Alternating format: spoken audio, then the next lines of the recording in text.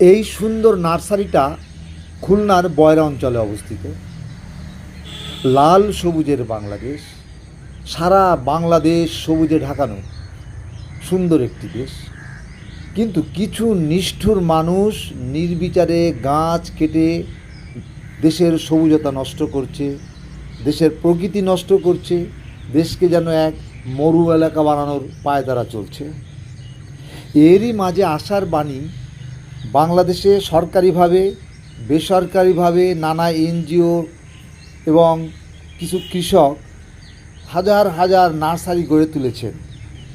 আর এই নার্সারিগুলোতে নানা জাতের ফল ফলাদি বনজ মূল্যবান বৃক্ষের চারা উৎপাদিত হয়, আর সেই চারা জনগণের কাছে পৌঁছে দেয় টাকার বিনিময়ে অথবা সম্পূর্ণ বিনামূল্যে। প্রতি বছর এভাবে কোটি কোটি গাছ উৎপাদিত হয় ঠিক এইখানে এই নার্সারিতে যেমনভাবে দেখছেন। আর সেই গাছগুলো বৃষ্টির সিজনে রোপণ করা হয়। আস্তে আস্তে গাছ বনাঞ্চল যেভাবে সাবাড় হচ্ছিল তার থেকে কিছুটা যেন আমরা আশার বাণী দেখতে পাচ্ছি।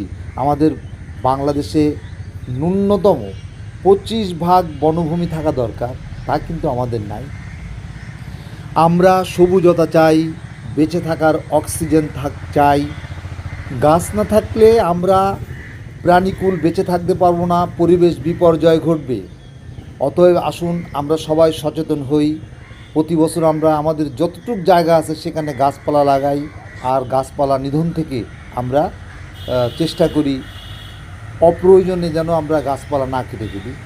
প্রিয় বন্ধু, প্রিয় ফলোয়ার্স, আমরা শুধু যে বৃষ্টির সময়ে গাছ লাগাবো তা নয়, বৃষ্টি ছাড়াও অন্য অন্য মৌসুমেও নানা ধরনের গাছপালা লাগাতে পারি। তাই আসুন আমরা গাছ লাগাই। আমাদের যতটুকু জায়গা থাকে, কোনো জায়গা যদি না থাকে আমাদের ছাদের এক টুকরো জায়গাতেও আমরা টবের মাধ্যমে নানা ধরনের ফলের গাছ ফুলের গাছ লাগাতে পারি। আমি আমার ভিডিওতে সবসময় গাছকে প্রাধান্য দিই, তাই ছুটে যাই কোনো বন্ধু, কোনো আত্মীয় কিংবা কোনো পরিচিত বা অপরিচিত কারোর গাছের লাগানোর অভ্যাস থাকলে তা প্রদর্শন করার জন্য, দেখানোর জন্য, যাতে অন্যরাও এই দেখে কিছুটা আগ্রহ সৃষ্টি করতে পারে। আপনারা সবাই ভালো থাকুন, সুস্থতায়। মোহাম্মদ কিবরিয়া, চ্যানেল স্বপ্ন ছোঁয়া।